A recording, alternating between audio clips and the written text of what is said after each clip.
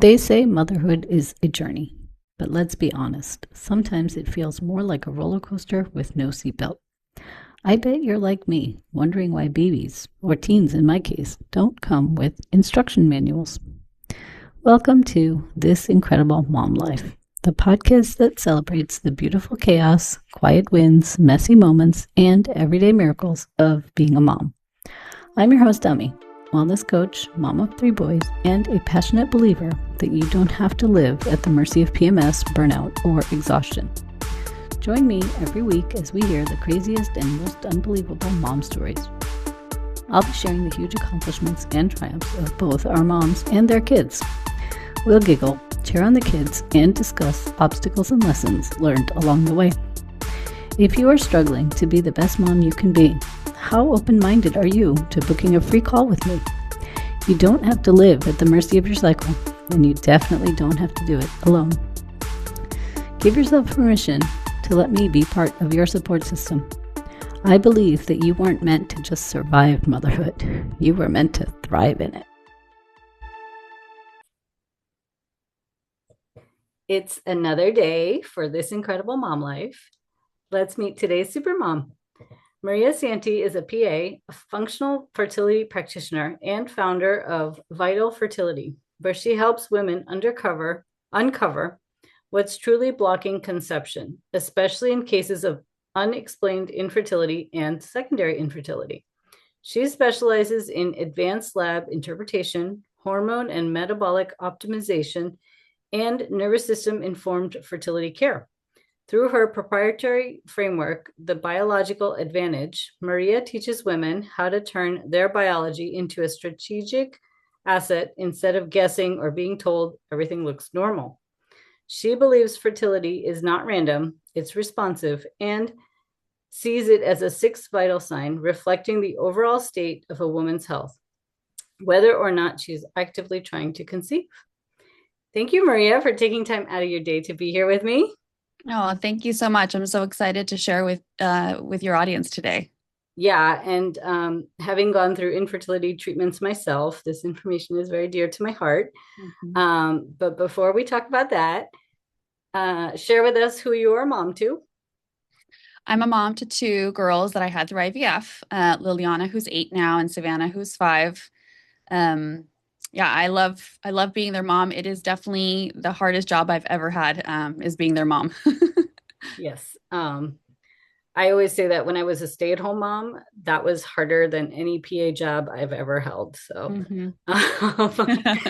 definitely a challenge. Mine are older and it's gotten easier, but it hasn't. Like they're different challenges now. So Yeah, that's what everyone says, that it doesn't get easier, it just gets different, right? it just gets different. Yeah. So share a story with us.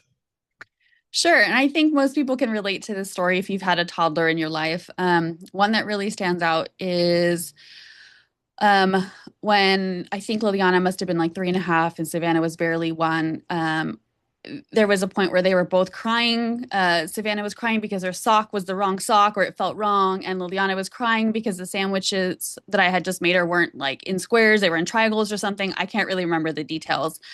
I just remember that I was so overwhelmed and sitting there in the kitchen thinking, I can't believe I run a clinical practice. I interpret crazy labs. I'm on the go 12 hours and I'm being defeated by toast geometry right now. It was just one of those moments where everything just felt really loud and overstimulating. And I just felt like melting and screaming at the same time. Yeah. And just So when you get used to cutting their sandwiches into whatever squares or whatever, then they're like, no, now I want triangles. exactly. Yeah, that feeling of overwhelm was something that I think that's been the biggest gift and the hardest thing as a mom, that you learn to regulate, right? Because it's about nervous system regulation every day, even this morning before we were leaving to go to school.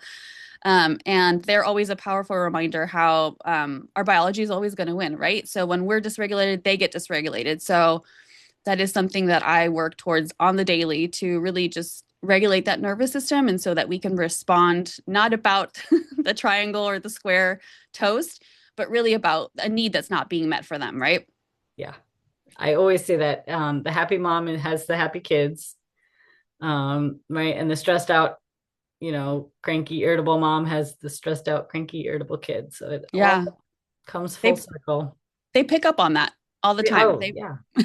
whether we realize that we're stressed or cranky, they pick up on that.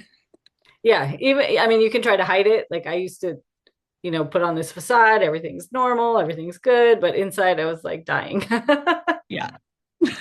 um, So I think at the end of that crazy story, I think the message there is that becoming a mom, just like becoming an entrepreneur, is a journey where you become a better person, and regulating the nervous system is part of it. So that we could raise children that are not reactive, right? That they're yeah, responsive and not reactive. that's our goal. Yep. um, awesome. I love that. So tell us a little bit about who you are and what you do.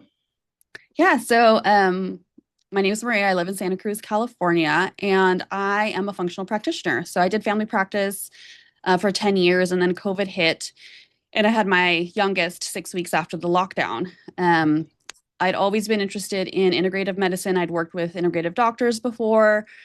So it wasn't something that was unusual for me. And I just said it was just the right timing for me to dive into functional medicine. So I started getting certified in functional medicine. I got certified in functional fertility, in BHRT, and really looking at how I can help women, because I couldn't believe, being a practitioner, how much I knew and how lost I felt when I was struggling through my fertility issues.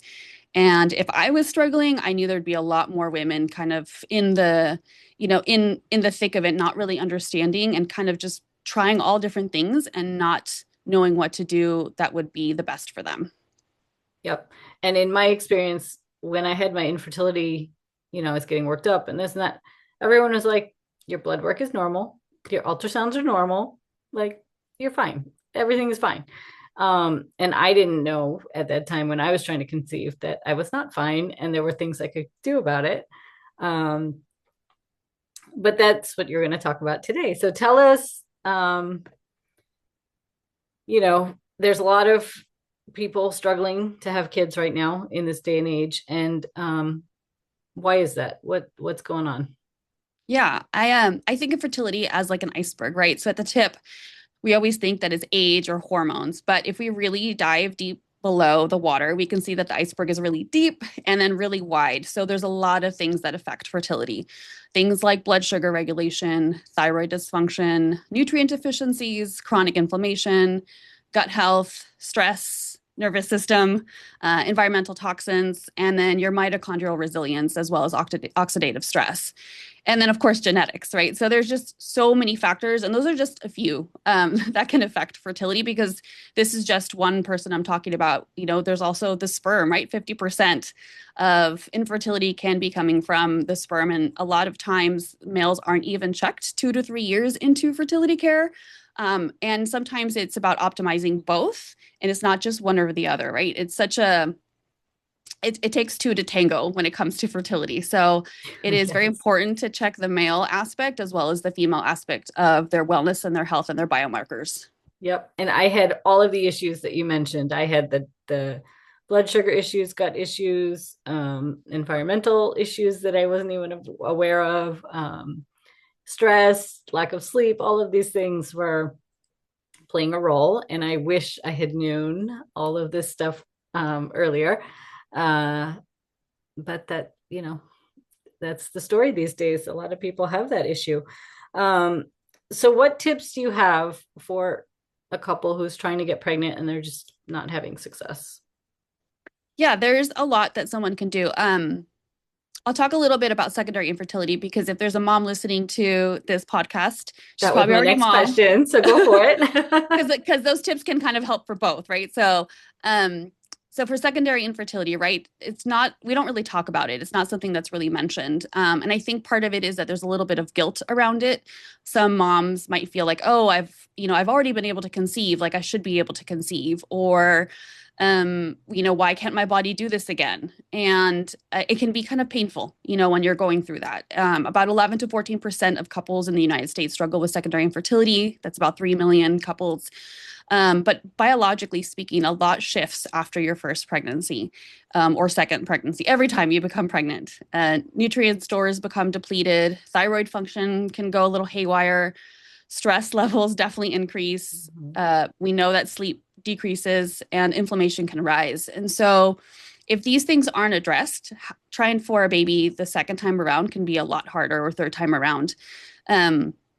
ACOG does recommend that people wait 18 to 24 months before conceiving again. And that wait period is to let the body to kind of rebuild the stores that have been depleted, especially if someone's breastfed. So there's a lot that happens that shift, once you become pregnant and have the baby and then breastfeed. And it really depends on how long you breastfeed for. But minimum, I tell people to wait at least 6 months. But the recommendation is to wait even longer than that. So I didn't know that. Yeah. It makes sense though, right? It totally makes sense. So I breastfed all of my kids for 1 year. But my kids are like 2 years apart. So when they turned 1, or like a little bit, more than 1, we got pregnant again. And yeah, I was not taking care of myself. I thought I was, but I wasn't.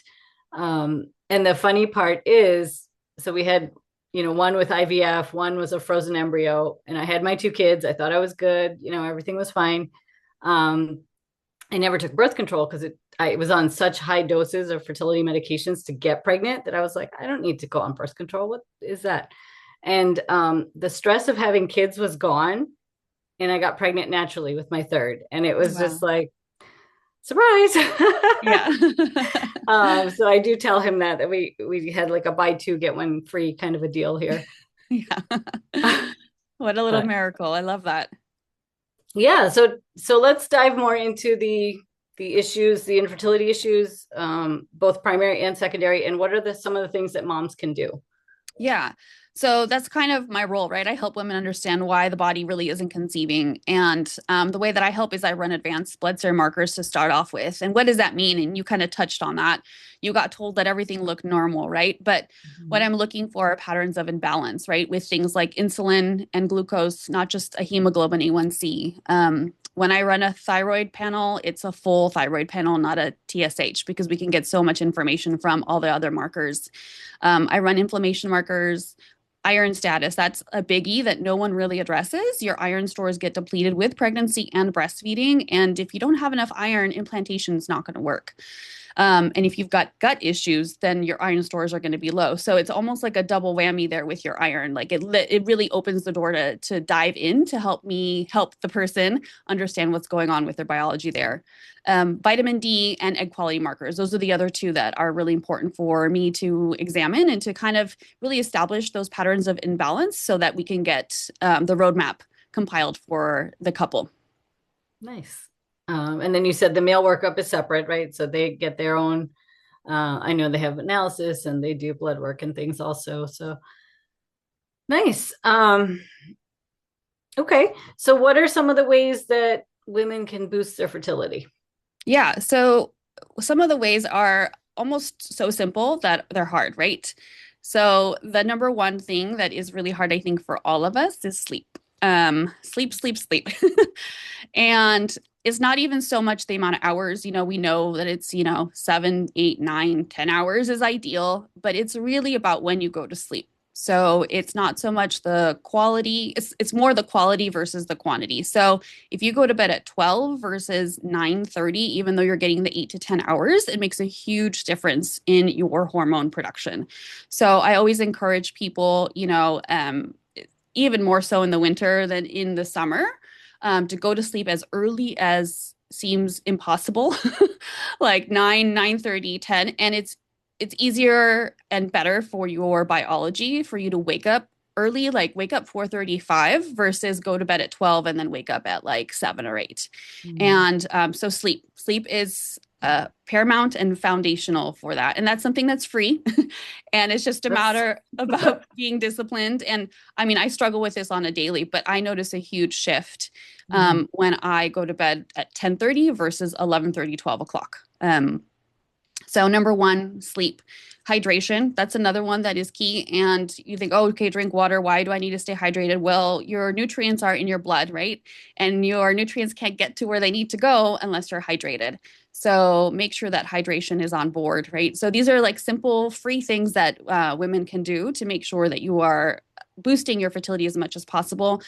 The other one that's also free that doesn't get talked about enough is sunlight, right? So, and this has a lot to do with cortisol, so circadian rhythm, right? So, this is something I go through with every fertility couple that I take. You know, I tell people when I run the Dutch test, which is a functional hormone test, I can see what's happening with cortisol levels. I get cortisol salivary points, and I can see if they're flatlined, if they're, I say out of whack when the cortisol should be up or down.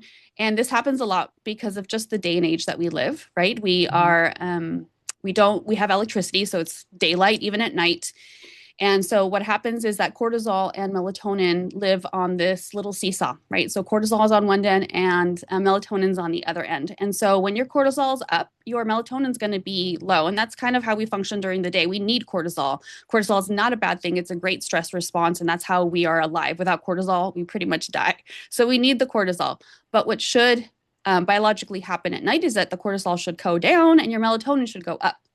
But because of the way that we live our lives with blue light and screens and TV and 24-hour kind of days, then our melatonin never really goes up and our cortisol stays elevated. So one of the free things that you can do, or two free things that you can do to really help your cortisol levels against, nervous system regulation as well as biological hormone production, is work on that. And the way that you work on it is shutting off your screens 2 hours before bed. So if you go to bed at 9:30, that's right around sunset, like 6:30, 7 o'clock, screens should be off.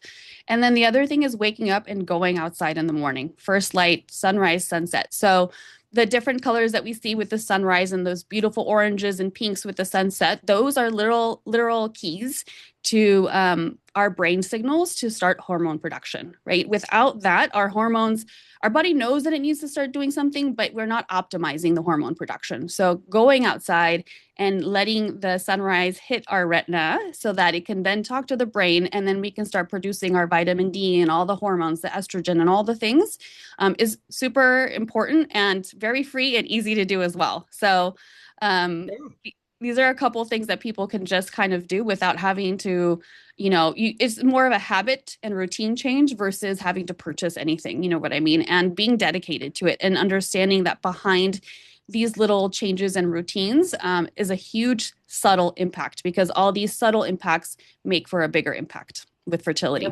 Yep, definitely. So we got sleep, hydration, and get your sunlight. And I talk about all the things you just said. So yes, it's solid information, right? It's not like woo woo. So I just thought of a question. So when I was trying to conceive, and I know we were taught this in PA school, is you wait 1 year, right, of trying to conceive before you start doing anything. So what are your thoughts on that? In what regard? You mean like taking action or putting in these like simple little just steps? Getting curious about it. I know we can, like you said, if we're doing these things, if we're eating properly, we're exercising, we can boost our fertility naturally. But I just, that's such a common thing in the medical field, that if someone hasn't conceived in 6 months, they're like, yeah, we'll just wait another 6 months, and we don't do anything about it until then. Right. Yeah. But there are things we could do. Yeah, exactly. And I think, it's going to depend on if you go to someone and you're 36, it's 6 months is the wait time versus the 1 year. So I think, it's hard to answer because it's such an individual approach. I do a full blood biomarker panel for that reason, because that literally gives me a window into how much time we have to work on the things that need to work. And every person's going to be different. I have 43-year-olds that come into my practice that are in better shape than a 32-year-old, or I'll have a 28-year-old man whose sperm looks like a 45-year-old man's sperm, and the specific person I'm thinking about right now, he's a very strong, active man. He's a farmer, but he's been exposed to glyphosate because he works on his ranch. And so we have to do a lot more work for someone who's 28 that comes in with those exposures versus someone who doesn't have those exposures and might be older. So I think if you are struggling and you are getting anxious about it and you're hitting roadblocks, I don't say just sit back and relax, It's time to start digging a little deeper, whether that's educating yourself, really learning about your menstrual cycle, which I think is another area which I sit and speak to my fertility patients with. And when I was in family practice, before I actually put anyone on birth control, I would give them a 15, 20-minute little lecture on their cycle, even though I was stopping it with the birth control. I really wanted them to know, and it's so important for females to know what the cycle is doing and how it's literally giving you just cues on your health on a daily basis. And so being in touch with your menstrual cycle, which is another tip that women can do for fertility, really getting to understand what your fertility cycle is telling you. Well, that will give you a big kind of point of view of like, okay, am I ovulating? What does my luteal and follicular phase look like? Those windows will give you more cues. Sometimes your cervical mucus changes. Then, going to an OB and just getting some blood labs that say that you're normal. So if someone is under 35 and they have to wait a year to progress, then I would say really understanding what's happening to their biology is one of the first steps that someone can do. Yep. I love that because that's exactly what I teach, all about menstrual cycles and cyclical living. And I go one step further. I did some additional training in nutrition where, I even vary the foods that we eat and the exercises we do based on each phase of the cycle, because you need different vitamins and minerals in each phase. And in doing that, my PMS symptoms were gone. And I know it also helps with egg quality and, regular cycles and all of that. So that is so great. And blood sugar regulation switches throughout your cycle as well, right? So you're going to be about 5 points higher with fasting blood sugars in your later phase than you are in your follicular phase. Yep. So all important, and it's all different pieces of the same puzzle. So you got to address everything for it to come together. I know it's very intricate. And so I feel like that's why our pain became our purpose, right? We understand that it's not just those like 4 or 5 labs that the OB is going to run it. There's literally so many things that affect fertility that it's good to get that help and that support when you are feeling like you don't understand what's going on with your body. Yep. And that's a common theme with my podcast guests too. If something's going on and you're not okay with it, get help, ask questions, figure it out. Yeah, I love that. So now you have a free guide called Why Isn't It Happening Again? The 5 Hidden Biological Blocks Behind Secondary Infertility, Even When Everything Looks Normal. So talk a little bit about that. Yeah, thanks. I created something very special for your audience because I imagine that most of your listeners are already moms. And if they were dealing with fertility issues, it's probably secondary infertility.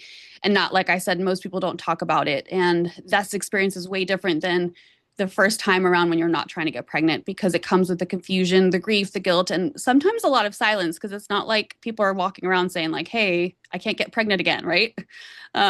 And you also go like, I shouldn't feel bad. I already have a child. Like there's that weird kind of desire and guilt with it as well.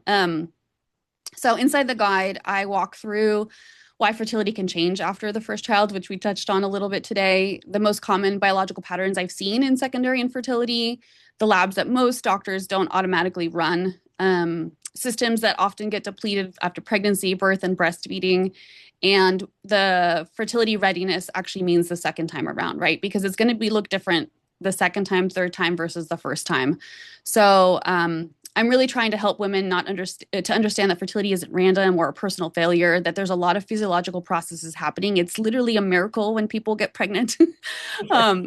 And in the guide, there's 2 clear steps for if people want personalized guidance, they can reach out to me either with a clarity call, or if someone is really ready and they're not getting the answers from the OB, I do have a fertility optimization panel where they can go ahead and just order the labs without even seeing me, and then we can discuss the labs right afterwards. So I'm removing that first step just to make it easy for people, because I know how hard it is sometimes to just get in the door of a practitioner first. Yep.